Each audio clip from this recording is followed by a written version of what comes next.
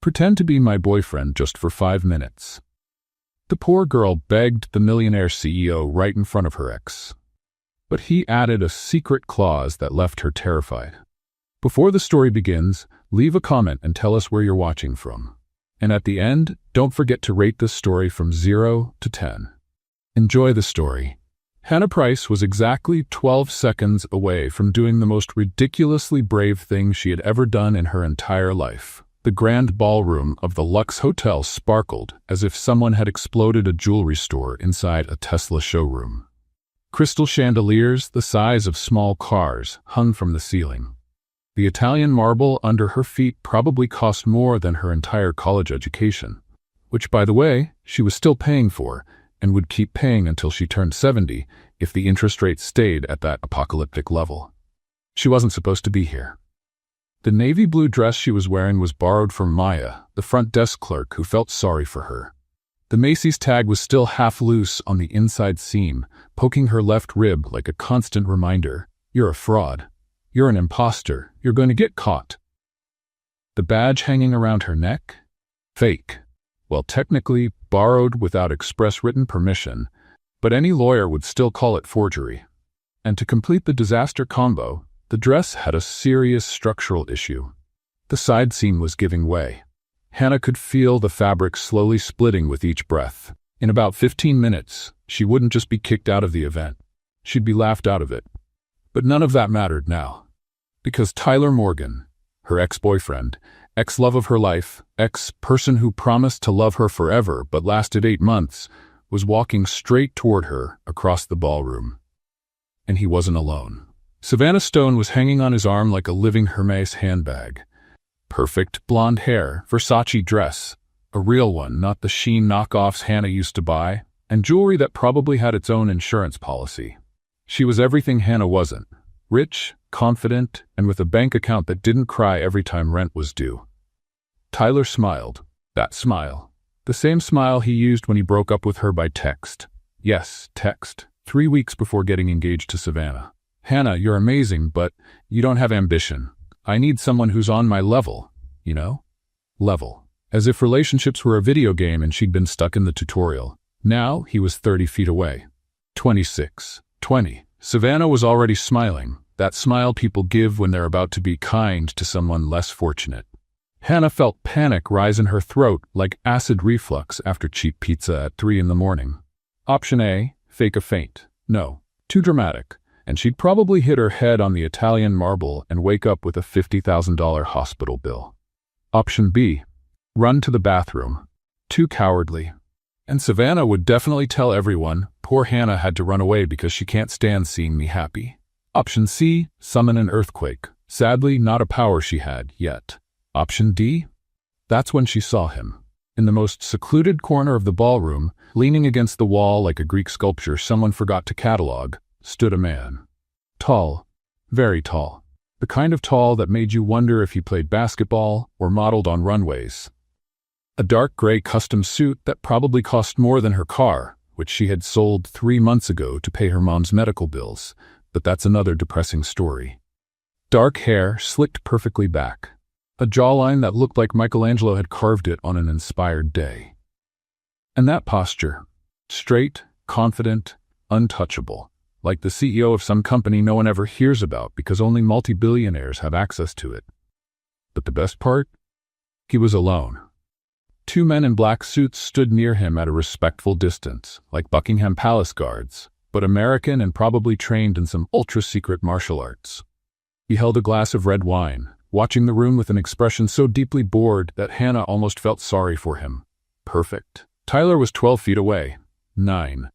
Savannah opened her mouth, about to say something that would definitely start with, "Hannah, sweetie," in that condescending tone that made Hannah want to hit something.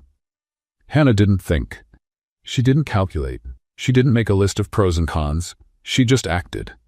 She crossed the ballroom like she was on a divine mission, which technically she was, the mission to not die of embarrassment right then and there. The heels, also borrowed, 2 sizes too big, with band-aids on the backs to prevent blisters, clicked on the Italian marble. Click, click, click, click, the sound echoed. Some heads turned. The mysterious man's bodyguards noticed first. Both stepped forward at the same time, hands going to their earpieces, their posture shifting from decorative statue to neutralize immediate threat. Hannah completely ignored them. She walked straight between them, which in hindsight was incredibly stupid and could have ended with her thrown to the floor, reached out and grabbed the stranger's arm. "Babe, you made it. I thought you'd miss the entrance." The entire ballroom froze. The kind of cinematic freeze where even the dust particles stopped floating in the air. 300 pairs of eyes, investors, CEOs, socialites, waiters holding trays of salmon canapés worth more than minimum wage, turned to her. The man, the stranger she had just turned into her fake boyfriend without asking for permission, consent, or even knowing his name, stopped breathing for a second. He stared at her. Steel gray eyes, cold, analytical, breaking down every detail. The borrowed dress, the questionable badge, the barely hidden desperation on her face. 3 seconds. Hannah felt a cold drop of sweat slide down the back of her neck. 4 seconds. The guard stepped forward, ready to drag her away. 5 seconds. Hannah thought, "That's it, I'm done. I'm gonna get arrested. I'll become a meme. I'll be kicked out of the event, the company, maybe even the country." Then he did something completely unexpected. He raised his hand, a small, almost invisible gesture, the kind of thing kings do in period films. The guard stepped back immediately, as if pulled by invisible strings. The man tilted his head slightly, a faint smile touching the corner of his mouth.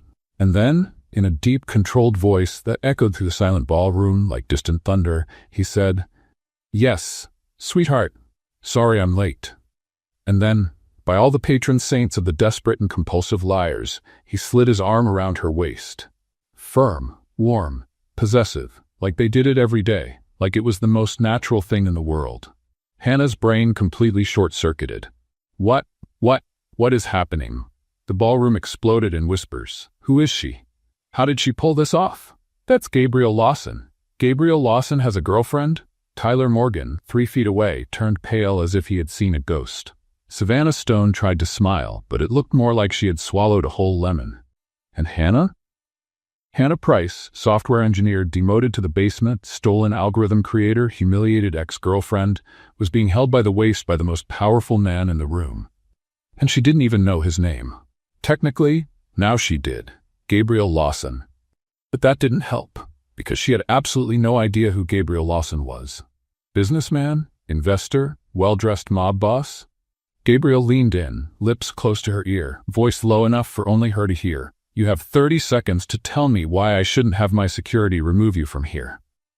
Hannah froze, then whispered back, desperate, "My ex is over there, with the rich fiancé. They were coming to humiliate me. I just needed a way out. Please, just until they leave. I'm begging you." Gabriel studied her for another second.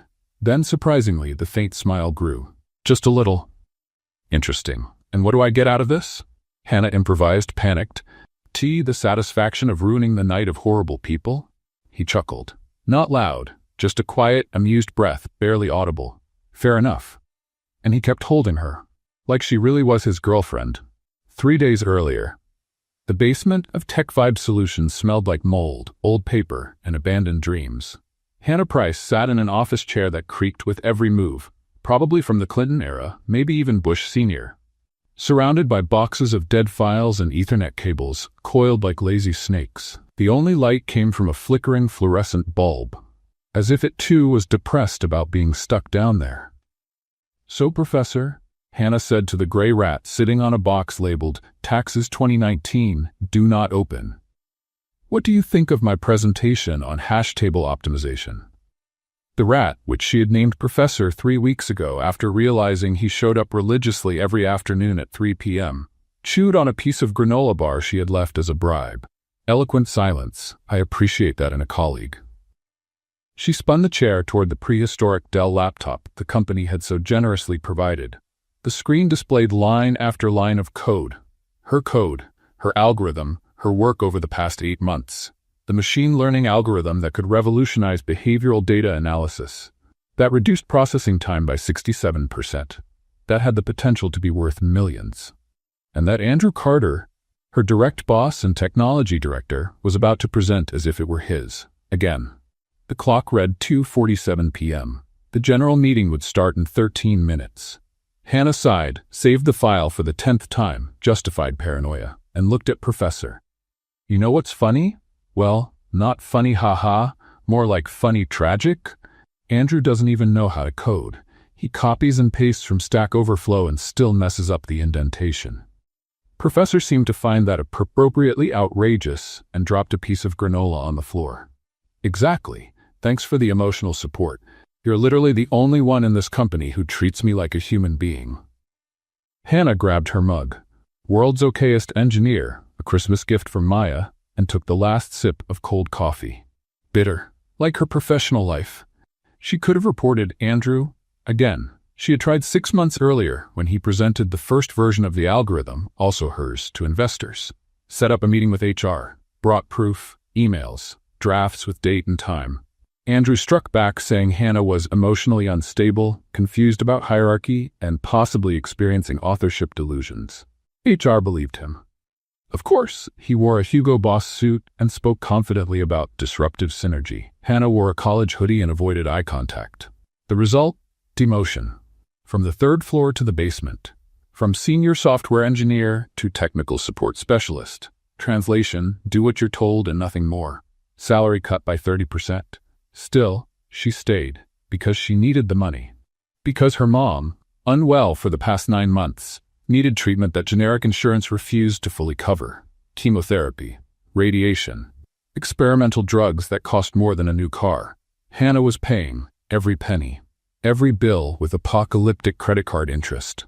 She couldn't afford to be unemployed, so she swallowed her pride, went down to the basement, and kept working.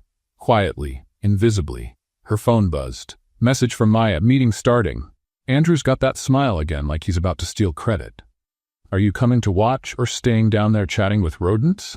Hannah typed back, Professor is great company, doesn't interrupt me or steal my work. Fair, but seriously, come watch, at least to laugh at his face when he lies. Hannah sighed.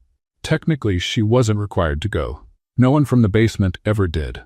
But something inside her, something unwilling to give in, wanted to see. Wanted to watch Andrew steal her work live in high definition in front of the entire company. Maybe because she needed to remind herself why she felt so defeated.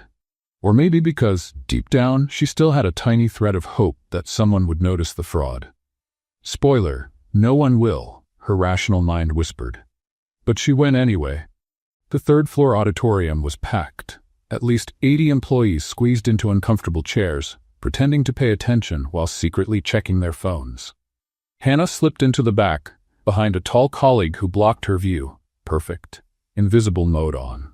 On the small stage, Andrew Carter adjusted the microphone. Navy suit, red tie, too much hair gel. Smile like a late-night commercial host. Good afternoon, team. He opened his arms as if welcoming everyone into his home. Today is a historic day for Tech Vibe Solutions. Hannah rolled her eyes so hard she almost saw her own brain. After months of hard work, sleepless nights, sacrificed weekends, lots of coffee, he chuckled at his own hilarious comment. We've finally completed the behavioral predictive analysis algorithm. Completed. Singular. First person. I. Hannah felt her blood boil. Andrew clicked the remote. The PowerPoint presentation appeared on the screen, the one she had created 3 weeks earlier and sent to him for review. This algorithm, Andrew continued, pointing at the colorful charts, uses deep neural networks to identify user behavior patterns, cutting processing time by an incredible 67%. Polite applause. Hannah recognized every slide, every word, every comma. He even used the same joke she had written on slide 7. Big data doesn't have to be a big headache. The audience laughed. Andrew soaked in the laughter like a seasoned comedian. And best of all, he said, his smile growing wider, we already have investors interested. We're talking millions in funding, maybe even a future acquisition. More applause. This time, genuine. Hannah felt something strange in her chest, a mix of anger, desperation, and hysterical laughter. She laughed, softly, a laugh of disbelief. Unreal. The coworker in front of her turned around, confused. Hannah swallowed the laugh and pretended to cough. Andrew wrapped it up. Thank you to the team who supported me through this journey. Together, we're unstoppable. Team. Hannah wasn't even mentioned. Of course not. She was in the basement. Technical assistant. Nobody. Invisible. The meeting ended. Employees congratulated Andrew. Handshakes. Pats on the back. Hannah walked out through the side door, went down the stairs, and returned to the basement. The professor was still there, now sleeping on top of the box. She sat down, opened her laptop, and looked at the code on the screen. Her code. Her creation. Stolen. Again. And she couldn't do anything, because she needed the paycheck, because she needed her mom to stay alive. So Hannah did what she always did, swallowed the injustice and kept working. But this time, something felt different. She saw the digital invitation in her inbox. The app's launch gala. Lux Hotel, black tie, executives and investors only. She wasn't invited, of course, but she looked at the screen, at the algorithm, at the work Andrew was about to turn into millions. And she thought, I built this. I deserve to be there, even if no one knows it. So she opened her calendar and made a mental note. Friday, 7 p.m. Maybe it was time to stop being invisible, even if it was just for one night. Maya Santos had two remarkable talents: getting free coffee at any Starbucks in town and faking corporate badges without leaving a trace. Done, Maya said, handing her a laminated badge with a photo of someone named Jennifer Morrison, external consultant. You're Jennifer now. Congratulations on the promotion. Hannah held the badge like it might explode. This is a crime, right?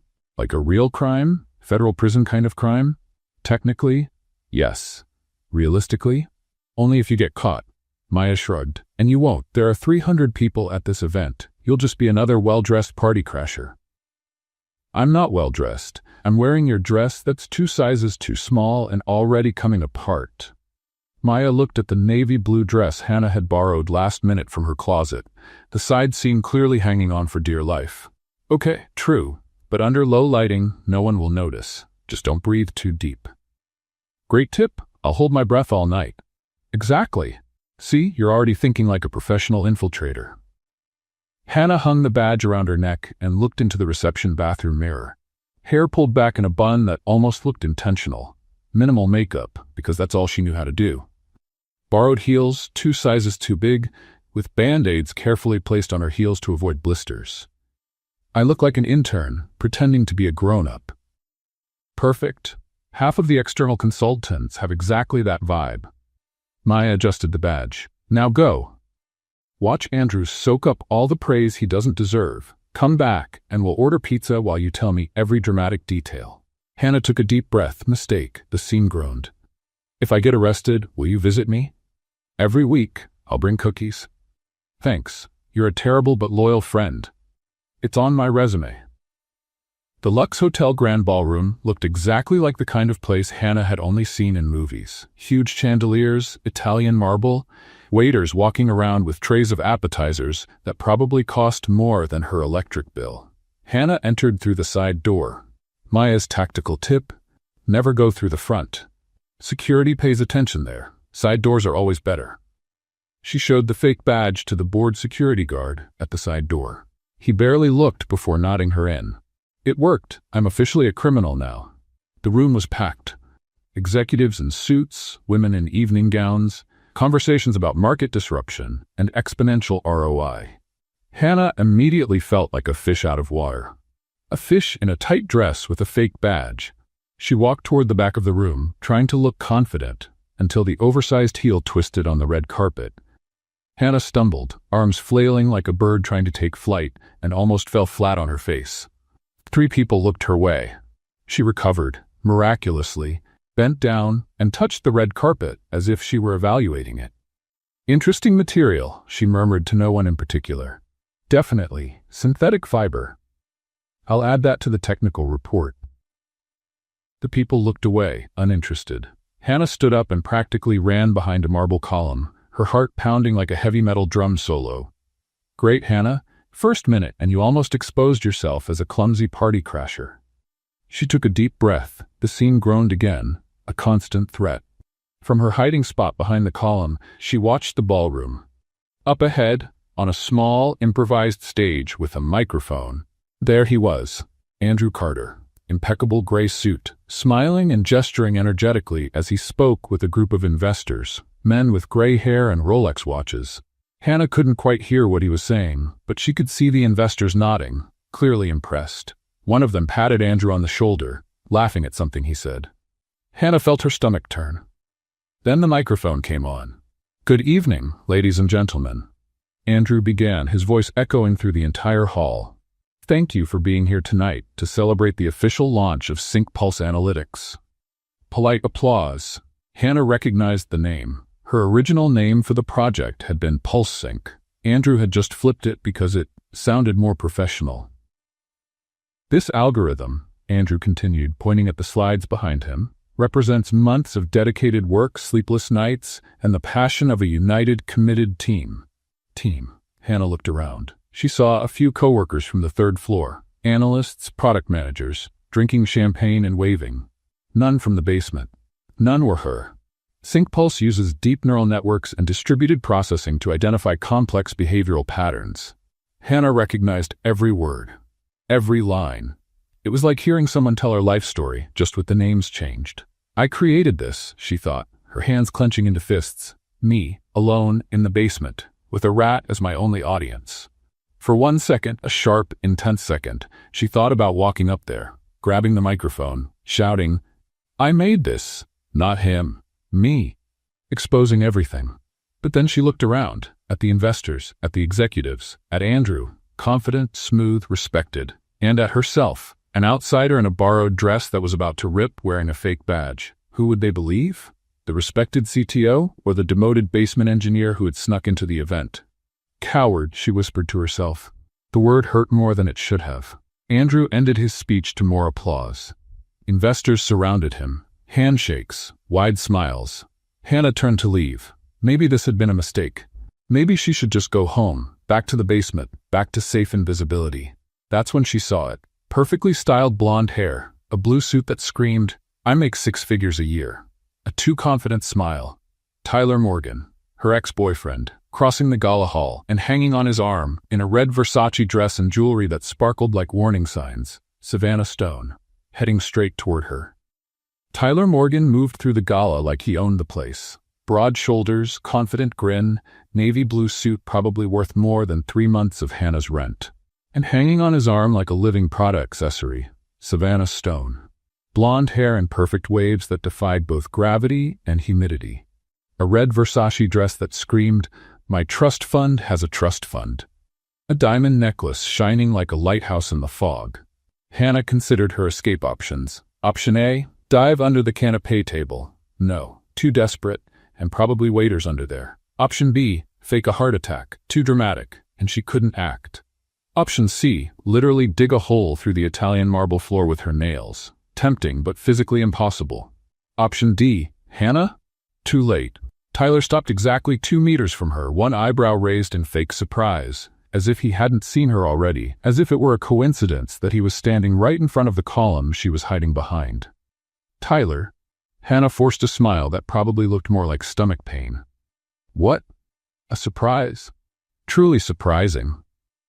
Savannah stepped forward, her voice high and sharp, like an irritating wind chime. She looked Hannah up and down with the subtlety of an airport scanner. "Hannah, oh my gosh, you're here. Are you working the catering? Or are you part of the cleaning crew?" 2 people nearby laughed softly, the polite kind of laugh rich people give when someone makes a rude joke in public. Hannah felt her face burn. "Actually, I work at the company launching the app." "Oh, right." Tyler tilted his head, his smile widening. He used that tone, that exact tone, the same condescending one he used to use when explaining obvious things to her during their relationship. "Hannah works at the company, down in the basement, right, Han?" Han, the nickname, the same one he used to whisper during sweet, private moments, now turned into a blade against her chest. "Basement." Savannah laughed way too loud, clutching Tyler's arm like he was her Super Bowl trophy. "That's so specific." Hannah gripped the champagne glass, the one she had grabbed from a tray 5 minutes ago and still hadn't taken a sip of, so tightly that she was afraid she might break the crystal. "Yeah, specific. Like my job, technical support specialist." "How cute." Savannah tilted her head, like a dog trying to understand a complicated command. "Like, you fix printers?" Tyler laughed. "Something like that." "Actually," Hannah said, her voice sharper than she intended, "I develop machine learning algorithms. But yes, I fix printers too. I'm versatile." Savannah blinked, clearly not understanding half the words. That's so high-tech. More quiet laughter around them. Hannah noticed they were drawing a small audience now. 3, 4 people paying attention to the conversation, waiting for the next round of public humiliation. Tyler stepped closer. Way too close, deliberately invading her personal space. So Han, did you come alone, or did you bring someone? The question had layers. Are you still alone? Are you still the same unambitious girl I left? Haven't you moved on? Hannah swallowed. I came to work, professional networking. Of course, of course. Tyler nodded like a teacher pretending to believe a bad excuse. Makes sense. Savannah leaned in, her voice low but loud enough for the mini crowd to hear. Tyler told me you two dated. That's so sweet. A college thing, right? College thing. They broke up 6 months ago. Hannah was 27. It wasn't a college thing. It was 2 adults building something real until one of them decided to trade her for a hotel heiress. But Savannah said it like Hannah was some high school crush Tyler got over once he discovered cars and beer. Yeah, Tyler agreed, looking at Hannah with something between pity and amusement. It was a phase. 8 months. Meeting each other's families. Talking about the future. Planning a trip to Seattle that never happened. All reduced to phase. Hannah took a deep breath. The dress seam groaned, a constant threat of structural disaster. Well, she said, trying to sound casual, phases end, like yogurt expiration dates. Tyler frowned. Did you just compare our relationship to yogurt? Yes. Both were good at first, but went sour and had to be thrown out. Savannah let out a sharp laugh. She's funny, Tyler. You didn't tell me she was funny. Yeah, hilarious. Tyler wasn't laughing. Hannah took the opening. But congratulations on the engagement. I heard it happened really fast, like light speed fast. 3 weeks after you broke up with me? Savannah stopped laughing. Tyler adjusted his tie. Hannah, it wasn't like, no hard feelings. Hannah raised the glass in a fake toast. Honestly, I hope you two are very happy. You found someone on your level. She used his word, the same word he had thrown at her in a text when he ended things. I need someone on my level. Tyler got it. His jaw tightened. Exactly, Savannah said, completely missing the irony. Tyler deserves someone who understands him. Someone with ambition. Ambition. Tyler's second favorite word. Hannah felt something burning in her chest, not anger. Worse. It was public humiliation mixed with a pathetic desire to prove she was worth something. Ambition, Hannah repeated, her voice steady. Of course, like working underground, building technology worth millions while other people take the credit. So unambitious. Tyler shrugged. But no one knows it was you, right? So technically, it doesn't count. The words hit like a punch to the stomach. No one knows. It doesn't count. Savannah glanced at her diamond-covered Apple Watch. Honey, shall we? I want to meet that investor from Dubai you mentioned. Of course, baby. Tyler kissed her forehead, a possessive, performative gesture. Then he looked at Hannah one last time. It was good seeing you, Han. Take care, okay? The tone was almost kind. Almost. But underneath it was that final layer of condescension. Poor thing, still fighting alone while I climb higher. They walked away, Savannah laughing at something Tyler whispered in her ear. Hannah stayed where she was, alone. Behind the marble column. The small audience that had watched the scene scattered, going back to their conversations about ROI and disruption. And Hannah held the champagne glass, took a deep breath. The seam of the dress groaned loudly this time, and tried not to fall apart in public. No one knows it was you, so it doesn't count. The words echoed. Maybe Tyler was right. Maybe she was invisible. Maybe. That's when she saw him. In the farthest corner of the room, leaning against the wall like someone serving a social sentence. Tall. Dark gray tailored suit, impeccable posture, an expression of quiet, existential boredom. 2 men in black suits stood near him, discreet but alert. The man held a glass of red wine, staring into the distance, as if he were calculating how much longer he had to stay. Hannah didn't know who he was, but she knew one thing. He looked important. And she had the worst, or best, idea of her life. The man in the corner of the ballroom looked as interested in the event as Hannah was in hearing Tyler talk about market synergy for another 5 minutes. He refused champagne for the 3rd time. A woman in a red dress tried to start a conversation. He answered with single words until she gave up. Defeated. Perfect, Hannah thought. Someone who hates being here as much as I do. Then she heard Savannah's voice, loud enough to be intentional. Obviously she came alone. Poor thing. Tyler laughed. Han was always kind of a loner. 3 people looked at Hannah with pity, and something inside her just cracked. Not the collapse on the floor kind. The, I'm already at rock bottom, so bring on the bulldozer kind. Hannah crossed the ballroom, heels clicking on the marble, the seams of the dress protesting, walked right past the man's security, and grabbed his arm. Babe, you made it. I thought you'd miss the entrance. We already know what happened. The ballroom froze, the security moved forward, he raised his hand, and they stepped back. He slid his arm around her waist and said, "Yes, sweetheart, sorry I'm late." The room exploded in whispers. Tyler turned pale. Savannah's jaw dropped. And Hannah? Hannah was being held by the waist of a complete stranger who had just saved, or ruined, her social life. He leaned in, his voice low. 30 seconds. Explain. Hannah whispered, desperate. My ex, over there, with the rich fiancé, they were humiliating me. I just needed a way out. Please. Silence. He studied her. Then, surprisingly, he smiled. A micro-smile. Dangerous. Interesting. He took her hand, officially like a boyfriend would, and started walking through the ballroom, leading her along. Hannah stumbled slightly. He adjusted his pace, steadying her. Walk like you belong here, he murmured. Confidence is half the performance. And the other half?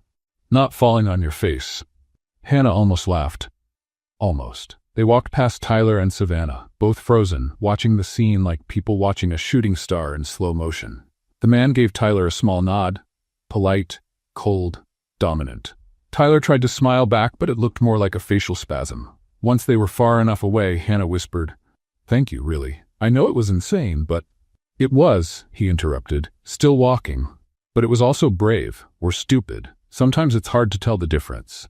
I vote stupid. I vote both." They stopped near a huge window overlooking the city. He let go of her hand, but didn't step away. "Your ex," he said, voice neutral. "What did he do?" Hannah hadn't expected the question. "He said I had no ambition, broke up over text. 3 weeks later, he was engaged to her." The man looked out the window, processing. Idiot. The word came out so natural, so simple, that Hannah almost choked. "You don't even know me. I don't need to." He looked at her. "Any man who breaks up over text is a coward. Any man who humiliates you in public is an idiot. And any man who can't recognize courage when it walks across a ballroom and grabs a stranger's arm." He paused. "Well, he didn't deserve you." Hannah was speechless. He held out his hand, formal this time. "Gabriel Lawson." Hannah shook it, still processing. "Hannah Price." "Hannah." He tested the name. "Well, Hannah, you just turned me into your fake boyfriend in front of 300 people. I hope you have a plan for the rest of the night." Hannah looked at him, her brain finally catching up to the gravity of the situation. "I don't." Gabriel smiled, this time genuinely.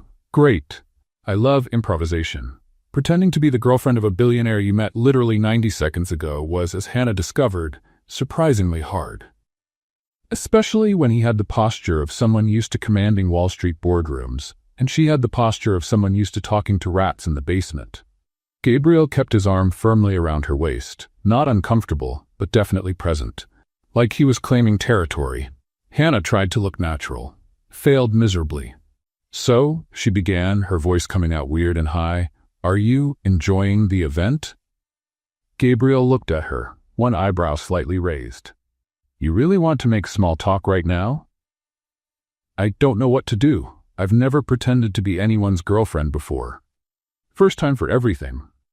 A middle-aged woman, her hair in a tight bun and a pearl necklace the size of quail eggs, approached. She looked at Hannah with thinly veiled curiosity. "Gabriel, darling?" The woman smiled, her teeth too white to be natural. "It's been so long, and who is this charming companion?" Gabriel didn't hesitate. "Margaret, this is Hannah, my girlfriend." The word hit like a nuclear bomb at a children's birthday party. Margaret blinked 3 times, processing. "Girlfriend? You? But you always said relationships were complicated." "Yes." Gabriel interrupted smoothly. "Hannah changed my perspective." He looked at Hannah with something that almost resembled genuine affection. Almost. Hannah forced a smile and waved.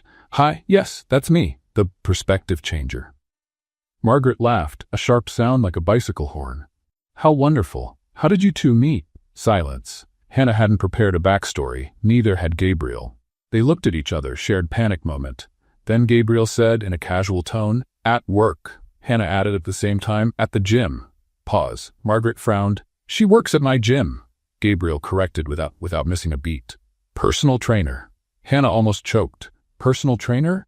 She could barely do 3 push-ups without wanting to die, but she nodded. "Yes, I train people, physically, with weights and cardio."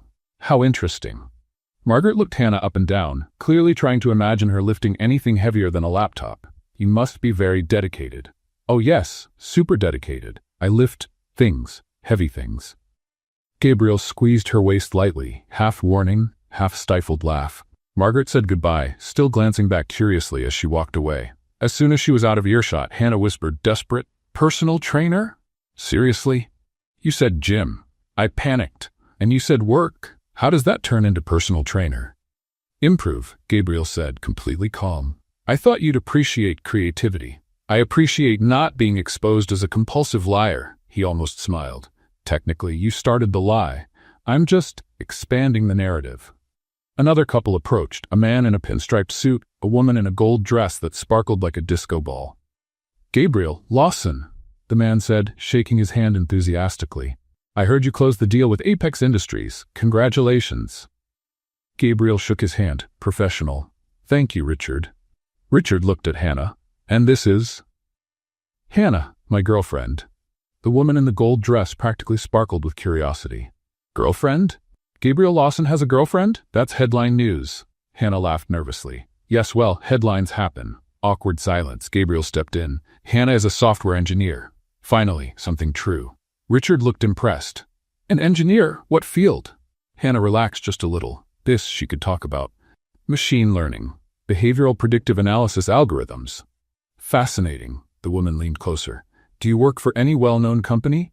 Hannah opened her mouth. Then remembered, Tech Vibe Solutions. Andrew Carter. The stolen algorithm. Telling the truth would expose everything. "Independent consulting." Gabriel lied smoothly, saving her again.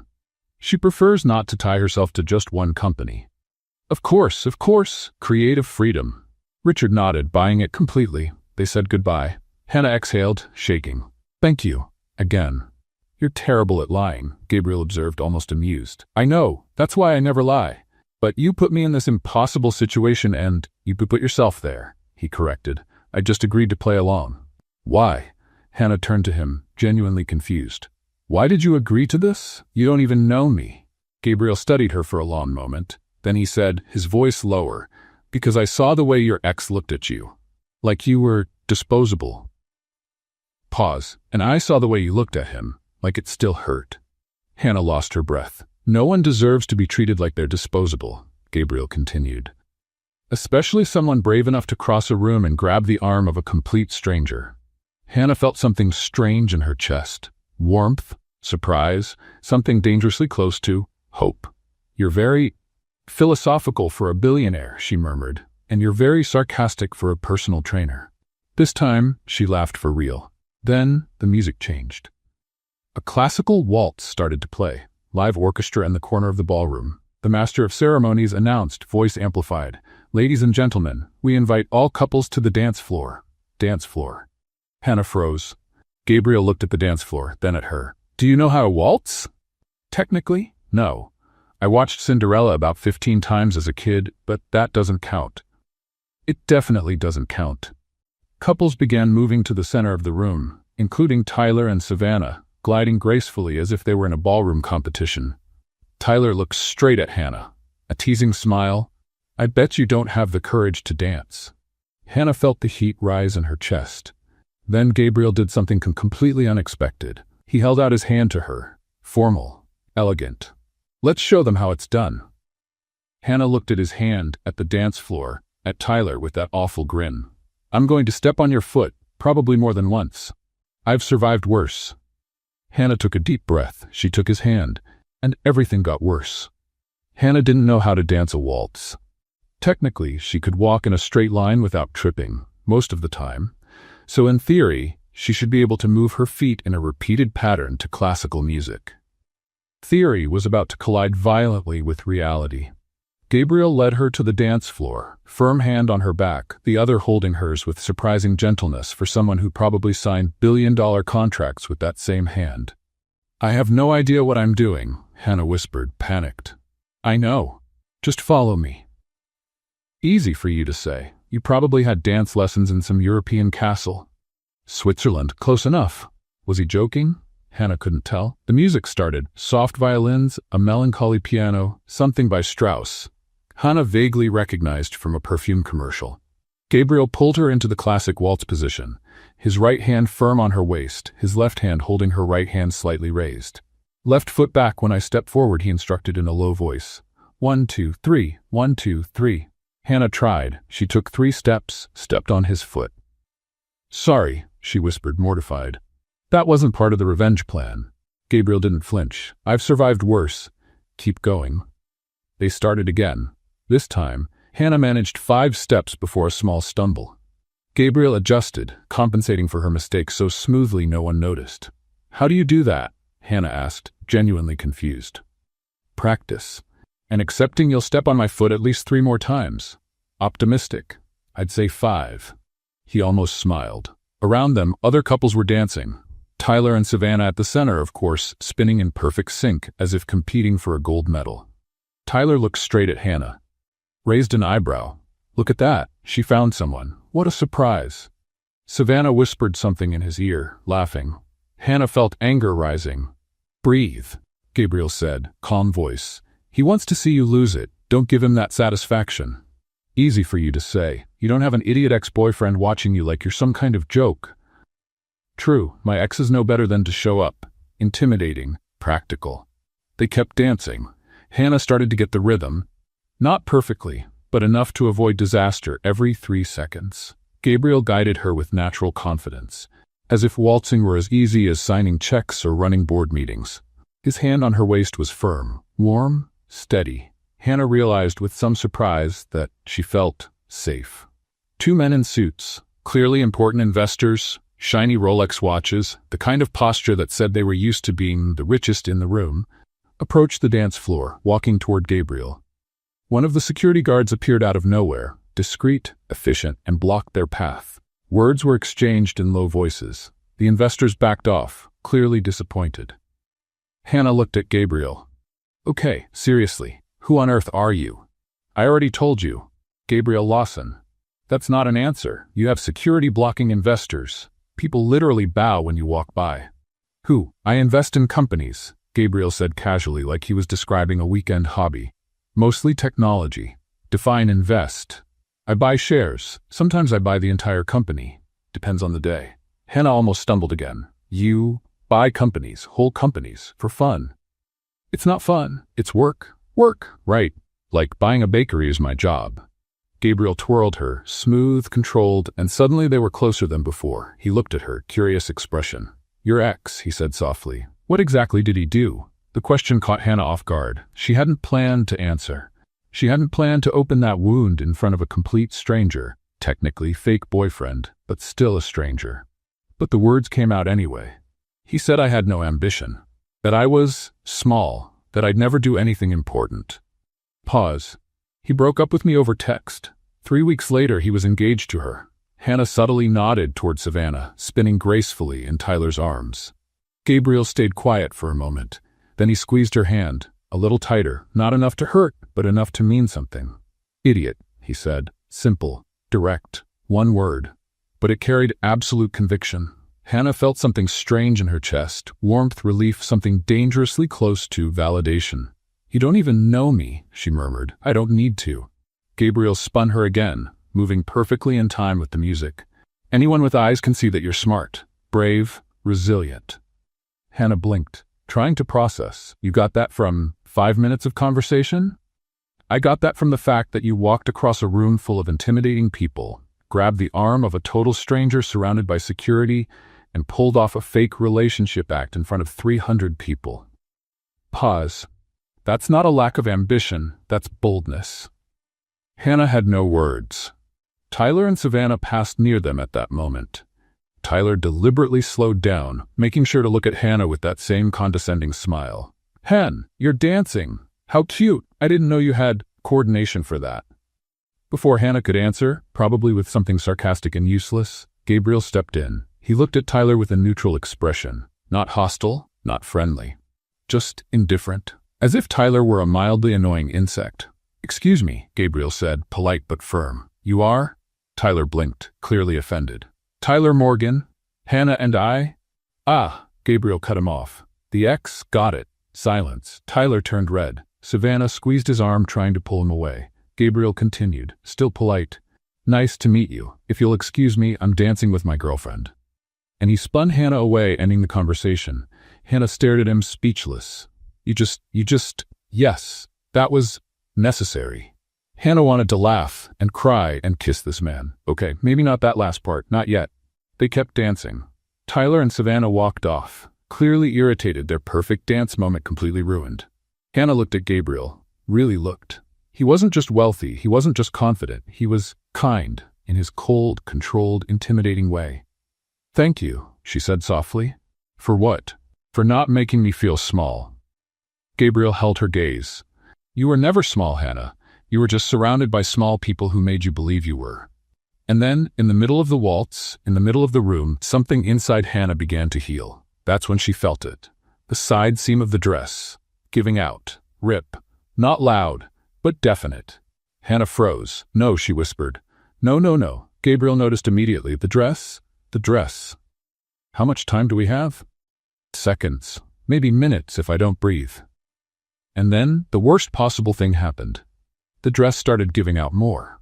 That exact moment in life when you realize your borrowed dress is about to fall apart in the middle of a gala with 300 people watching is, Hannah discovered, the kind of experience that redefines the meaning of worst nightmare. The side seam made a low sound, rip, that only she and Gabriel heard, but in her mind it was as loud as a siren. "Don't panic," Gabriel said, his voice calm, still dancing. "Easy for you to say. You're not about to become a public joke." "True, but I'm not panicking either. Because you won't be exposed." Gabriel stopped dancing. Gently, naturally, as if the music had ended. It hadn't. Then he did something Hannah didn't expect. He let go of her. Took off his blazer, the dark gray tailored blazer that probably cost more than her yearly salary. Possibly more than her car, which she had sold 3 months ago, but still. And placed it on her shoulders. The gesture was so natural, so smooth, it looked rehearsed, as if they had planned it in advance. The whole room noticed. Whispers spread. "He gave her his blazer? That's so romantic. Who is she?" Gabriel buttoned the blazer on her. Slowly, one button at a time, looking directly into her eyes. Hannah froze, unable to process what was happening. He adjusted the collar, smoothed the shoulders, made sure it was secure. "There," he said softly, just for her to hear. "Now no one sees anything but you." Hannah looked down. The blazer covered the problem area completely. It was snug on her, but somehow it worked. She felt the warm fabric against her skin. It carried his scent. Woody, expensive.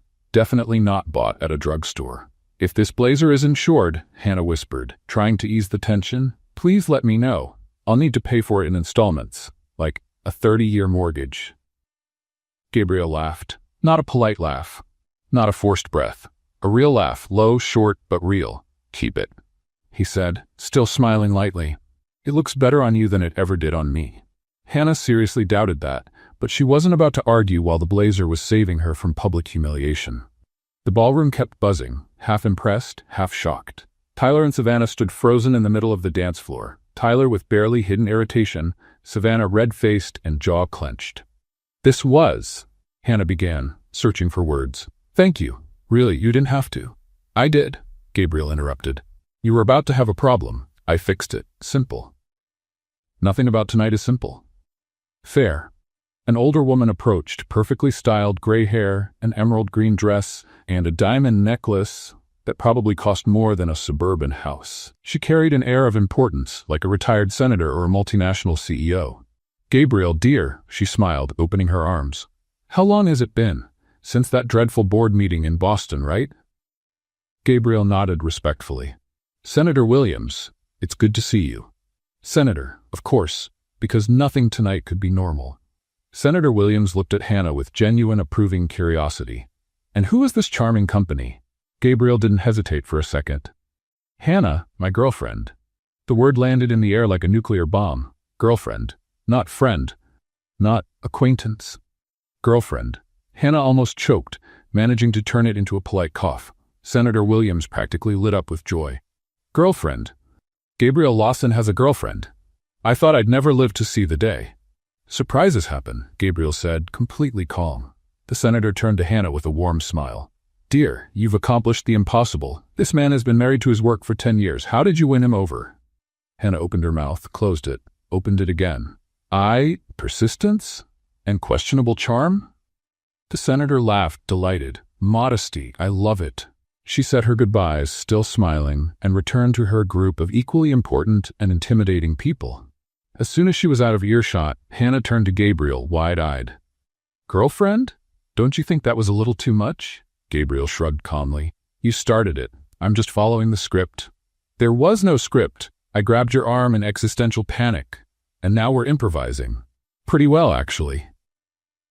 Hannah wanted to argue. She wanted to point out that this was getting completely out of control. But then she realized she didn't want it to stop. Having someone, especially someone like Gabriel Lawson, protecting her, standing up for her, believing in her, it was strange. It was good. It was terrifying. Great, Hannah muttered, mostly to herself. Now I'm the fake girlfriend of a man who could probably sue me in 47 different countries. 52, technically. Sue, Gabriel corrected. But who's counting? She stared at him open-mouthed. Are you joking with me? Maybe.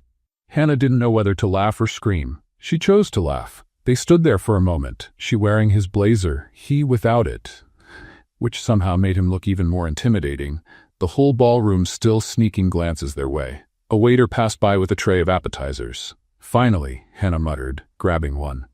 Food. Proof that this night is real and not stress-induced hallucination. Gabriel picked up a glass of wine from the tray. You're doing well, considering. Considering my life is falling apart in slow motion? Considering you're improvising a fake relationship in front of some of the most powerful people on the East Coast. When you put it that way, it sounds even worse. Hannah bit into the canapé. It was smoked salmon with something fancy she couldn't identify. This canapé probably costs $15, she said with her mouth half full. I could buy lunch for a whole week with that. Gabriel almost smiled again. You're refreshingly practical. You mean poor. You can say it. No, I mean genuine. Hannah stopped chewing. The way he looked at her, it wasn't pity. It wasn't condescension. It was curiosity, real interest, like she was a puzzle he wanted to solve. You work in tech, Gabriel said. It wasn't a question. Yes, software engineering. Machine learning, specifically. Predictive algorithms? Exactly. Behavioral data processing, deep neural networks, analysis? Hannah stopped. She realized she was talking way too fast, too excited. About algorithms, at a gala, to a billionaire who probably had better things to do. Sorry, she said, blushing. I kind of get carried away when I talk about code. Gabriel didn't look away. Go on, he said. And that's when she made the fatal mistake. She opened her mouth about algorithms. Hannah Price had a problem. When she got nervous, she talked. And when she talked about technology, she completely forgot where she was, who she was with, and what lies she had told in the last 30 minutes. Someone nearby made a comment about the newly launched app, Sync Pulse Analytics, praising its revolutionary interface and ultra-fast processing. Hannah, still wearing Gabriel's blazer, still processing the fact that she had danced a waltz without falling, still trying to understand how her life had turned into the script of an absurd romantic comedy, heard it and reacted instinctively. The algorithm has a bottleneck in the distributed hash function, she said casually, as if she were commenting on the weather. If they don't adjust the collision rate in the B-tree index, it's going to crash when the base goes over 500,000 simultaneous users. Silence. Not the polite kind of silence, the I don't get it but I'll pretend to be interested kind. The other kind. The what did you just say kind. Gabriel stopped drinking his wine, slowly turned toward her. How do you know that? Oh no. Hannah's brain went into full panic abort mission mode. I overheard some people. You know how IT folks love to talk about code, in forums, and Reddit. A lot of Reddit. Gabriel didn't buy it. Not even a little. This kind of information, he said, his voice controlled, but with an intensity that made Hannah want to dig a hole and hide, isn't on forums. It isn't on Reddit. It's an internal documentation, senior developer level. He paused. Or original creator.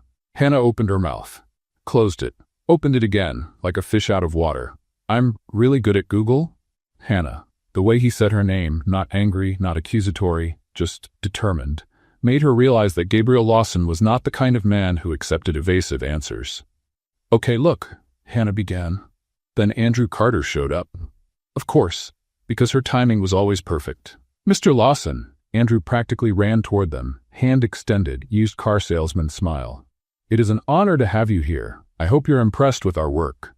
Gabriel looked at Andrew's extended hand, didn't shake it, just looked. Andrew lowered his hand, laughing nervously. Your work? Gabriel repeated, tone neutral. Well, the teams, of course, Andrew gestured vaguely. But the central vision, the strategic architecture, that was mine. Gabriel interrupted, subtly pointing to Hannah with his wineglass. And her? What was her role? Andrew looked at Hannah for the first time, quick, just a status check, then looked away like she was part of the furniture. Oh, Hannah? He laughed, condescending. Administrative support, file organization, documentation, those kinds of things. Very important to keep everything organized. Administrative support. Hannah felt the blood boil. Her fists clenched inside the oversized sleeves of Gabriel's blazer. But before she could speak, before she could yell, expose, explode, Gabriel spoke. His voice was dangerously calm. The calm before the storm kind of calm. Interesting. Because she just described a specific structural issue in the code that even my technical audit team hasn't identified yet. Andrew froze. The fake smile was still there, but his eyes went straight into panic mode. Well, you know how it is. Information circulates. Developers talk to each other, and circulates, Gabriel repeated. The word dripped pure sarcasm. Information about critical vulnerabilities in code architecture just circulates. Andrew started sweating, visibly. I can explain. Please, Gabriel gestured for him to continue. Waited. Andrew opened his mouth, closed it, looked at Hannah with something between anger and desperation, then mumbled, I need to check something with the team. Excuse me. And ran. Literally ran. Crossed the ballroom like a man running from a lawsuit. Hannah stood still, shaking slightly. Gabriel turned to her, steady gaze, analytical. We're gonna talk, he said. It wasn't a request. Alone. Gabriel led her to a private balcony, a small quiet space with a view of the city lights. He closed the glass door behind them, cutting off the noise of the ballroom. Silence. Hannah looked out at the city, avoiding his eyes. You're going to ask me, she said softly. Yes. And if I don't want to answer? You'll answer anyway, because lying isn't your strength. Hannah laughed, a bitter, tired sound. You've known me for 2 hours. And in those 2 hours, you've lied 4 times, all of them bad. He paused. Except the first one. Hannah turned to him. First one? When you pulled me and pretended we were a couple. Gabriel tilted his head. That one you sold well, because it wasn't entirely a lie. It was completely a lie. No, you really did need help. You really were desperate. That was true. He took a step closer. But now? You just talked about the code with the kind of accuracy only the original creator would have. Andrew practically admitted he has no idea what he's talking about. And you. He studied her. You're protecting someone, or hiding something. Hannah felt her eyes burn. I'm not protecting anyone. Then you're hiding something. Silence. Hannah took a deep breath. His blazer was still on her shoulders, warm, smelling like him. I built the first algorithm, she finally said. A year ago. Behavioral data analysis. Andrew saw my prototype, said he was going to review it, and presented it as his in the board meeting. Gabriel didn't look surprised. He just nodded, processing. You reported it? I tried. He made me look unstable, said I was confused about hierarchy and emotionally unbalanced. HR believed him. Hannah gave a bitter laugh. They demoted me, from the 3rd floor to the basement, from senior engineer to technical support specialist. 30% pay cut.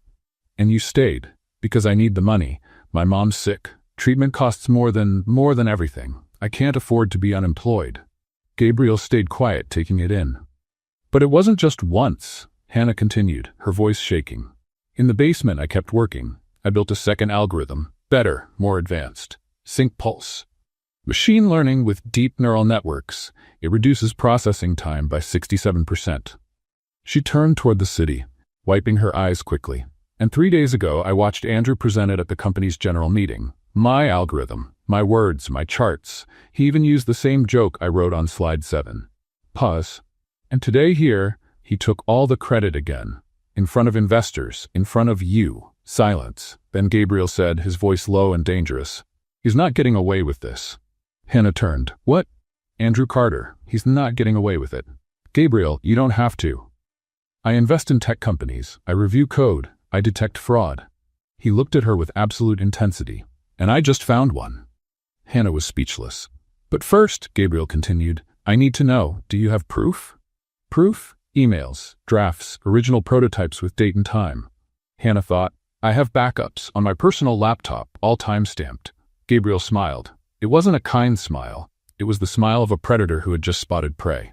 Good. Hannah had two choices, tell the truth or run. But with Gabriel Lawson, running was never a real option. On Monday morning, Hannah learned that going viral was a lot less fun than influencers made it seem. She arrived at the office at 8:47 a.m., 3 minutes late because she spent 13 minutes looking for a shirt without a coffee stain, and immediately realized something was wrong. Very wrong. 3 people stopped talking as she walked down the hallway. 2 receptionists stared at her, whispered, and one showed the other something on her phone. Maya came running, literally running, and pulled Hannah into the nearest corner. You're viral, Maya whispered, eyes wide. What? Maya shoved her phone in Hannah's face. The screen showed a photo of Hannah, wearing Gabriel's blazer, the two of them standing on the dance floor, him looking at her with an expression that seemed protective. Interested? The lighting was perfect. It looked like a celebrity magazine cover. Below the photo, 17 messages in the gossip group, official. Hannah read them, her horror growing with each line. Guys, who is Hannah Price? She works here? Hal? Has. That's Gabriel Lawson, the billionaire Gabriel Lawson. Is she like a secret heiress? Or a corporate spy? Or both? Oh no. Hannah groaned. Oh no, no, no. Oh yes, Maya corrected, way too excited for the situation. You're famous, like Cinderella, but corporate edition, with less fairies and more jealous people. This is a disaster. Or an opportunity. Depends on how you look at it. Before Hannah could respond, probably with something pessimistic and realistic, Andrew's secretary, Jennifer, 50, permed hair, always looking like she was chewing on a lemon, appeared. Hannah Price? She said the name like it was forbidden. Mr. Carter wants to see you. Now. Maya gave her a good luck, you'll need it face and strategically vanished. Hannah went up to the 3rd floor, forbidden territory since her demotion, and knocked on Andrew's office door. Come in. Andrew was behind the desk, his face red, a vein in his forehead visibly throbbing. His phone was on the desk, screen showing the exact same photo Maya had shown. Sit, he said. It wasn't a request. Hannah sat down. You, Andrew began, his voice shaking with restrained anger, are going to destroy my reputation. Hannah blinked. Me? How? You snuck into a corporate event without an invitation, using fake credentials. Technically, borrowed, and pretended to be Gabriel Lawson's girlfriend. Andrew practically spit out the name. Do you have any idea who he is? Vaguely? Billionaire. Invests in things, has intimidating security. Andrew slammed his fist on the table. Hannah jumped. He was considering buying a stake in this company, and now he's going to think we hire frauds. Technically, I work here, so I'm not. You're an administrative assistant, Andrew shouted. You organize files. You don't belong at gala events. You don't belong in the same city as people like Gabriel Lawson. Something inside Hannah snapped. Not the breakdown crying kind, the enough is enough kind.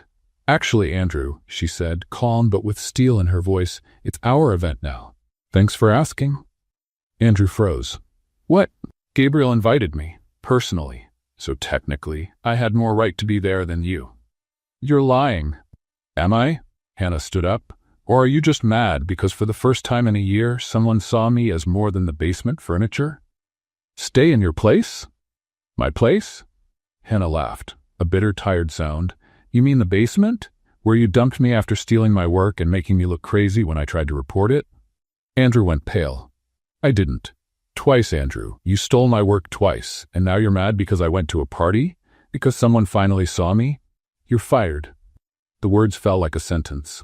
Hannah felt panic, sharp and fast. She needed this job. She needed her mom, the treatment, the bills. But then she remembered. Gabriel. Gabriel saying he won't get away with it. Gabriel asking for proof. Gabriel, possibly on her side, it was a total bluff. Risky, potentially suicidal.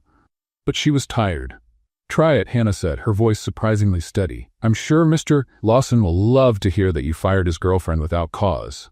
Dead silence. Andrew opened his mouth, closed it, opened it again. You two, you're dating? Yes. Surprise. Hannah grabbed her bag.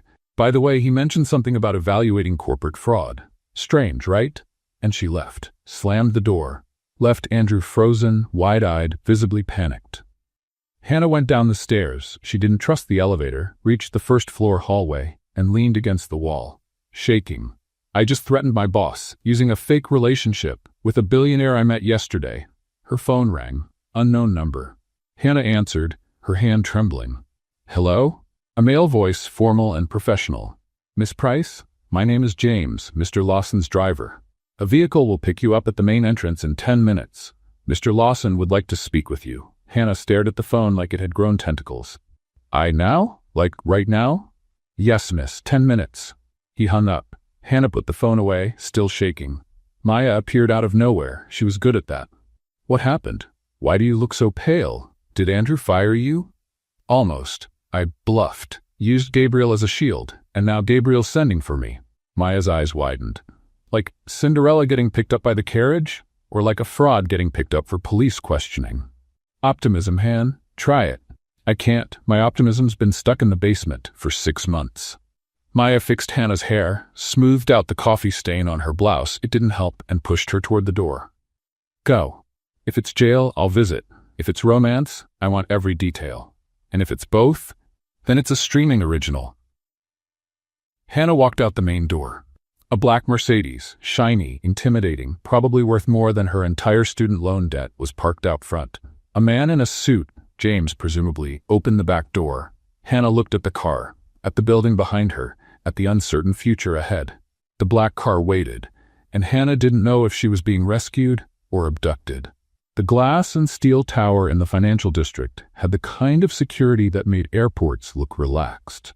Hannah went through 3 checkpoints: metal detector, retina scanner, seriously, and a guard who looked at her like she was a national security threat before finally stepping into the private elevator that went straight to the 42nd floor.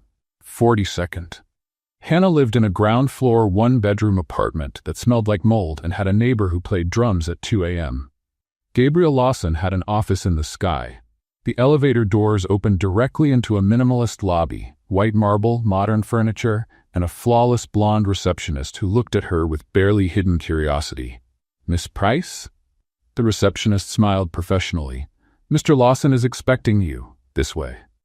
Hannah followed, trying not to look completely out of place, and failing miserably. The receptionist opened a pair of glass double doors. Gabriel's office was intimidating, minimalist, clean, one entire wall of glass with a panoramic view of the city. A huge dark wood desk, 2 black leather sofas, no personal photos, no unnecessary decoration, just power concentrated in architectural form. Gabriel stood with his back to her on the phone speaking in Mandarin? Hannah froze. Of course he speaks Mandarin. He probably speaks 17 languages while solving a Rubik's Cube and closing corporate deals.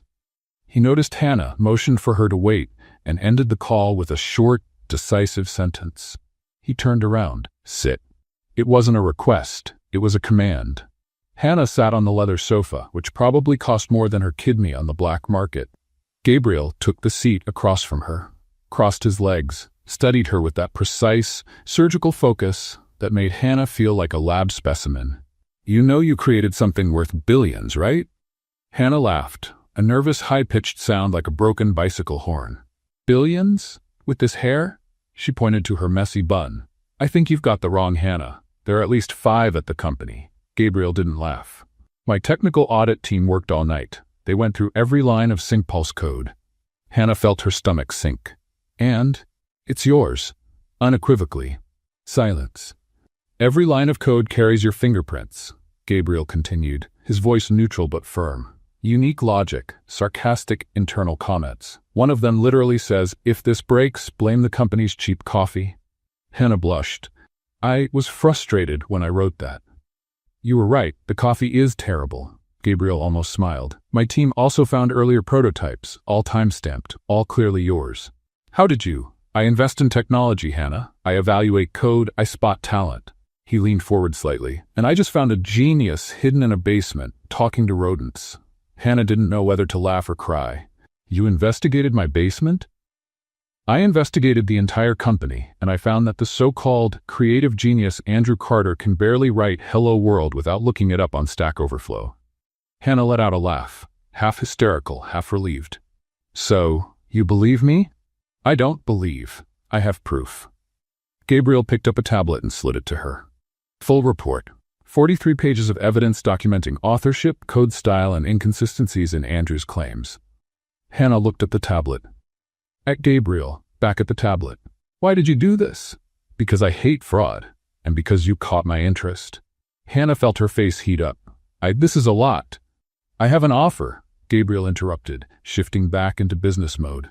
I'm going to invest heavily in Tech Vibe Solutions, full restructuring, but I have one non-negotiable condition. Hannah swallowed. What? You will be promoted to Chief Technology Officer. Andrew now answers to you, not the other way around. Hannah nearly fell off the expensive leather sofa. You? What? I can't. He would never. You created an algorithm worth billions. You can. He will, and it's fair. Why are you doing this? Gabriel stood, walked to the window, and looked out at the city. Because I invest in competent people. Because I hate when talent gets wasted by fragile egos. Pause. And because, strangely, I liked being your fake boyfriend. Hannah froze. About that, I'm sorry. I shouldn't have dragged you into it. It was pure ego, desperation. It was smart. Gabriel turned to her. You saw an opportunity in the middle of chaos and acted, improvised under pressure. I respect that. He walked toward her, stopped in front of her. But now I have a different proposal. Hannah looked up. He was very tall. Different how? Be my girlfriend. For real. Hannah blinked. Once, twice, 3 times. You're joking? I never joke about romantic proposals or corporate acquisitions. You don't even know me. It's been like 36 hours. Gabriel sat down on the sofa next to her, close enough for her to smell his warm, woody cologne. I know you're brilliant, brave, a little too sarcastic for your own good. He studied her, and that you look adorable when you're nervous. Hannah was officially speechless. Look, Gabriel continued, his tone pragmatic. I could give you a romantic speech, talk about destiny, instant connection, all that. But the truth is simpler. I'm interested in you, and I always go after what interests me. That's very direct. Would you rather I lie? Say it was love at first sight, that the universe conspired? No. Then, dinner tonight? For real. No exes, no act, no audience, just us. Hannah took a deep breath. And if it doesn't work? If it's awkward? Then you'll still be CTO. I keep business and personal separate, always. He extended his hand. I promise. Hannah looked at his hand, at the steel-gray eyes, at the impossible future unfolding in front of her. She reached out. Deal. But I'm paying for my part of dinner. Gabriel laughed. Genuine, short, we'll see. It's not negotiable. Everything's negotiable. Typical CEO. Typical CTO. They shook hands. The handshake lasted a second longer than strictly professional. Hannah pulled her hand back, blushing. So, dinner. Normal. Like normal people. The definition of normal is debatable. You know what I mean? I do. Gabriel smiled, small but real. 7 o'clock. I'll pick you up. I can get there myself. Hannah? The way he said her name made any argument evaporate. 7 o'clock. But Gabriel had a plan, and it didn't just involve dinner. Gabriel arrived at exactly 7. Apparently, billionaires were punctual too. Dinner was at a quiet Italian restaurant. Not one of those pretentious places with tiny portions and French names no one can pronounce. It was cozy. Candles, soft music, pasta that actually filled you up. You brought me somewhere normal? Hannah asked, surprised, looking at the menu with prices that didn't require a bank loan. You said normal dinner. I took it literally. Impressive. I thought you only knew places with sommeliers and French mutters. I do, but you would have hated it. True. They talked. About code, obviously. About her mom, who was finally responding well to treatment. About absolutely nothing important and everything at the same time. Gabriel was surprisingly easy to talk to. When he wasn't in intimidating CEO mode, he was smart, curious, even dryly sarcastic in a way that made her laugh. At the end of the night, when the check came, Hannah reached for it. Gabriel looked at her like she had just suggested setting money on fire. I told you I'd pay for my part, and I told you I wouldn't let you. This is non-negotiable. I chose the restaurant. I'm paying. Hannah sighed, defeated. Next time I'll choose, and it'll be Taco Bell. Deal. When he dropped her off, yes, he insisted on driving her. Hannah realized something frightening. She wanted there to be a next time. And the next morning, Gabriel called. I have a plan, he said, without preamble. Good morning to you too. Good morning. I have a plan. What kind of plan? The kind that involves you finally getting the credit you deserve. Publicly. Dramatically. Hannah felt her stomach sink. Dramatically how? You'll see. Trust me. Famous last words before you ruin my life. Or save it. Perspective. 3 days later, Hannah discovered that Gabriel's plan involved public exposure, corporate revenge, and drama worthy of a reality show. She was hiding in the back of the Tech Vibe Solutions auditorium, the same place where weeks ago she had watched Andrew steal her credit for the first time. Only now there were cameras. Lots of cameras. And journalists. And investors in suits too expensive to be real. Gabriel had invited her, translation, ordered to attend. Wear something nice, he'd said yesterday. I only own basement clothes. Then wear the least bad. Now she was there, wearing the only blouse without a visible stain, standing next to Maya, who was buzzing with excitement like someone watching an MMA fight. This is going to be epic, Maya whispered. Like Game of Thrones, but with PowerPoint. On stage, Andrew was giving another speech, again, about his revolutionary work, and with this innovative algorithm I developed. The double doors of the auditorium opened. Gabriel Lawson walked in. The entire room stood up, literally, as if the president had arrived. Andrew stopped mid-sentence, his smile freezing. Gabriel walked down the central aisle, firm steps, flawless posture, flanked by security, and stepped onto the stage. Andrew held out his hand, forced smile. Mr. Lawson? What an honor. Gabriel looked at the hand, didn't shake it. Just took the microphone from Andrew. Thank you for the invitation, Gabriel said, his voice echoing through the room. But before we talk about investment, we need to correct a mistake. Dead silence. The Sync Pulse algorithm everyone's been praising was not created by Mr. Carter. The room exploded in whispers. Andrew laughed, nervous, high-pitched. Mr. Lawson, I believe there's been some kind of misunderstanding. There wasn't. Gabriel cut him off, his voice calm but firm. The algorithm was created by Miss Hannah Price. My technical audit team confirmed it. Every line of code, every data structure, every sarcastic internal comment about bad coffee. Laughter filled the auditorium. Andrew turned pale. That's ridiculous. Hannah works in administrative support. Hannah Price, Gabriel continued, ignoring him completely, was demoted a year ago after creating the first algorithm, which Mr. Carter also presented as his own. When she tried to report it, she was silenced, humiliated, and forced to work in the basement. Cameras clicked. Journalists scribbled furiously. I have original prototypes with timestamps, emails where Mr. Carter asked just to review her work, code audit logs showing undeniable authorship. Andrew tried to grab the microphone back. Gabriel pushed him aside, a minimal gesture, but Gabriel had 6 inches and an intimidating presence on his side. This is defamation. Andrew shouted. I'll sue. Please do. Gabriel smiled, not a kind smile. I have a team of 47 bored corporate lawyers looking for something interesting to do. The auditorium burst into laughter. Andrew turned red, then pale, then red again. Gabriel turned to the audience. Hannah Price, please come up to the stage. Hannah froze. No, that was not in the plan. He didn't say I'd have to talk. Maya pushed her. Go. This is your moment. I don't want a moment. I want invisibility. Too late. Go. Hannah stumbled toward the aisle, her legs shaking, her face burning. 300 pairs of eyes turned toward her. She climbed the steps to the stage, tripped on the last one, of course, but recovered, miraculously. Gabriel reached out, helping her up. Whispered just to her. If you faint, I'll catch you. Promise? Always. Gabriel handed her the microphone. Hannah held it, her hand visibly trembling. She looked at the audience. At the cameras. At Andrew, who was glaring at her. Her voice came out shaky. I built Sync Pulse, alone, in the basement. The silence was focused. I used deep neural networks with distributed processing. The bottleneck was in the hash function, so I implemented optimized B-trees to reduce collisions. That cut processing time by 67%. She took a deep breath, her voice growing steadier. People ask why I didn't report it earlier. Because I tried, and I was demoted, humiliated, silenced. Because no one believes the basement girl over the man in the expensive suit. Pause. But someone believed me. She looked at Gabriel, and that changed everything. The room erupted in applause. It started hesitant, then grew stronger, then became deafening. Hannah felt her eyes sting. She didn't cry, almost, but she felt it. Andrew tried to slip out quietly through the side of the stage. Gabriel stopped him with one word. Mr. Carter. Andrew froze.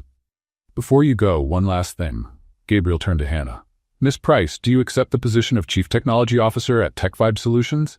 Hannah blinked. Yes, I do. More applause. And then Gabriel did something no one expected. He pulled Hannah by the waist and kissed her. Right there, in front of 300 people, cameras flashing, reporters shouting questions. The kiss was soft, respectful, but absolutely clear. When they pulled apart, Hannah whispered, stunned. That was not in the script. Gabriel smiled, just for her. I tore up the script. Now we're improvising. The room erupted in applause, whistles, and flashes. In the back, Tyler and Savannah were furious. Savannah dragged Tyler out, visibly livid. Andrew was escorted out by security. Not Gabriel's, but the company's. HR apparently had urgent questions. Maya shouted from the back, I ship you too. Hannah laughed. Real, relieved, hysterical. Gabriel held her hand. Ready to get out of here? More than ready. They stepped down from the stage, together, hand in hand, as the room kept applauding. Outside in the hallway, Hannah finally exhaled. You planned all of this? Yes. Even the kiss? No. That was improvisation. Good improvisation. Thank you. Hannah laughed. Gabriel did too. And then 6 months later, Hannah Price had an office with a window. Not a tiny porthole window. A real window. A full glass wall with a view of the city. Natural light. Air conditioning that worked. An ergonomic chair that didn't squeak with every move. And a nameplate on the door. Hannah Price, Chief Technology Officer. She still looked at the sign sometimes just to make sure it was real. Inside the office, her team, the one she built, she interviewed, she approved, worked in harmony. 5 brilliant engineers who respected her, listened to her, and never, ever tried to steal credit. SyncPulse exploded. 2 million users, 0 crashes, 67% more efficient than any competitor. And everyone knew who created it. Andrew Carter? Fired 3 days after the press conference. Currently facing charges for intellectual property theft and corporate fraud. The last time Hannah checked, she peeked on the job app, he was seeking new opportunities. Corporate code for unemployed and being sued. Tyler and Savannah? Over. Spectacularly. He was caught cheating with the personal trainer, a cliché but deeply satisfying. Savannah posted something very public that destroyed his reputation. Hannah didn't read it. Why? She read it 3 times with popcorn. Maya? Promoted to senior receptionist with a 20% raise, still delivering high-quality office gossip. Hannah's mom? In remission, smiling again, making plans for the future. And Gabriel? Hannah was reviewing code. Line 247 had an annoying bug that had been bothering her for 20 minutes when he walked in, without knocking, because Gabriel Lawson didn't knock. He just entered her space like it was his too. Technically, it was. He was the majority investor, but still. Busy? He asked, leaning against the door. Always. Perfect. Let's go out. Hannah didn't even look up. Gabriel, I have a meeting in 15 minutes with the infrastructure team. Cancel it. I can't cancel. I'm the CTO. I have responsibilities, credibility to maintain. Hannah.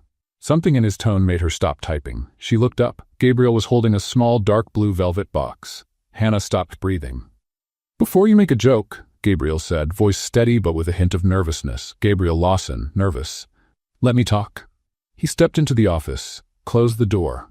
I don't believe in over-the-top romance. I'm not going to propose in a fancy restaurant with a violinist and roses, but I believe in you, in us, in building something real.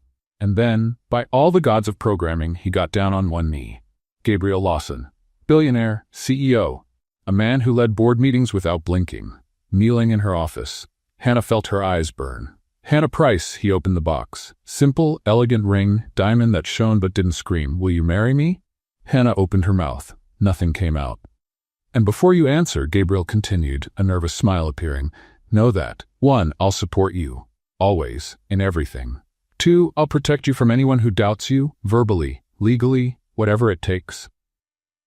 3. I'll never, ever take credit for your work, not by accident, not even as a joke.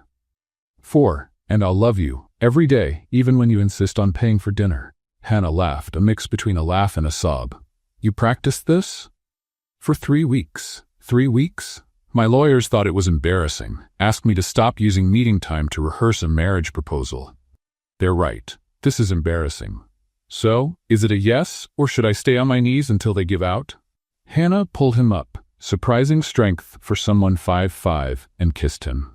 It's a yes. Are you sure? Because… Gabriel, shut up and kiss me again. He did. When they pulled apart, Hannah looked at the ring on her finger. But I'm choosing the wedding cake. Deal. And the flowers. Also deal. And the venue. Hannah, you can choose everything, except the honeymoon. That's my territory. There. 3 months later, the wedding wasn't at the fancy grand ballroom. It was in a simple garden. Wildflowers, trees, natural light, 50 guests max. Hannah wore a dress that did not threaten to rip. Maya personally checked the seams 3 times. Gabriel wore the same dark gray blazer from that night, the one he'd draped over her shoulders when her dress started to give out. Lucky, he said when Hannah asked. You're sentimental. I'm practical. The blazer worked once. Maya was the maid of honor. Pink dress cried through the entire ceremony. Gabriel's 2 bodyguards, James and Marcus, were groomsmen. They cried too. No one mentioned it. Everyone pretended not to notice. Hannah's mom sat in the front row, healthy, smiling, wiping away tears. Tyler wasn't invited, obviously. When the pastor said, "You may kiss the bride," Gabriel leaned down and whispered, "You know what surprised me most that night?" Hannah smiled, eyes shining. That I lied so well, that I found someone real. He kissed her. And this time it wasn't an act. It wasn't strategy. It wasn't a plan. It was love. Real. Imperfect. Built on courage, stolen algorithms, torn dresses, and one desperate moment that changed everything. As everyone applauded, Hannah thought, it was worth it. Every second of fear, every moment of shame, every day in that basement talking to a rat, because they brought me here, to him. Gabriel whispered, still holding her. Good thing you grabbed my arm that night. Hannah answered, laughing through tears. Good thing you didn't sue me. I thought about it for 2 seconds. Seriously? No, but it makes a better story if I say yes. They laughed, because now, finally, they could. At the reception, hours later, while they were cutting the cake, chocolate with ganache, Hannah's choice, Maya walked up. So, Tyler posted today. Hannah raised an eyebrow. And? He's rediscovering himself on a solo trip through Europe. All the photos are just him staring thoughtfully at the horizon. Hannah looked at Gabriel, who was talking with her mom, making her laugh. She looked at the ring on her finger, at the friends around them, at the life she built after everything. Good for him, Hannah said, genuinely. I hope he finds what he's looking for. You've gone zen? No, I just realized he doesn't matter anymore, Hannah smiled. He was just the prologue. Gabriel is the real story. Maya wiped her eyes. I'm going to cry again. Please don't. You've already soaked 3 tissues. Gabriel came back, slipped his arm around Hannah's waist. Everything okay? Perfect. Ready for the honeymoon? That depends. Where to? Surprise? Gabriel, do you trust me? Hannah looked at him. At the man who believed in her when no one else did. Who fought for her. Who saw her. Always, and they walked out, together, to somewhere dreamy.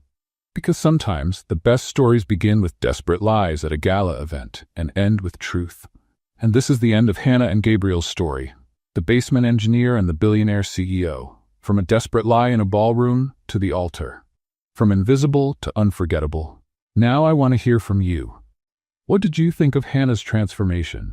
From a girl stuck in the basement talking to a rat to chief technology officer marrying the man of her dreams?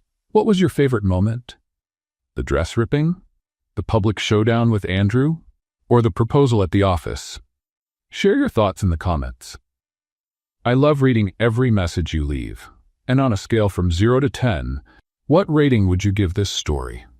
If you enjoyed this journey full of twists, humor, and romance, don't forget to subscribe to the channel, turn on notifications to get more emotional stories like this one. Leave a like if you ship Hannah and Gabriel. Thank you for following this story with me. It's been an incredible journey from the first chapter to I do. See you in the next story.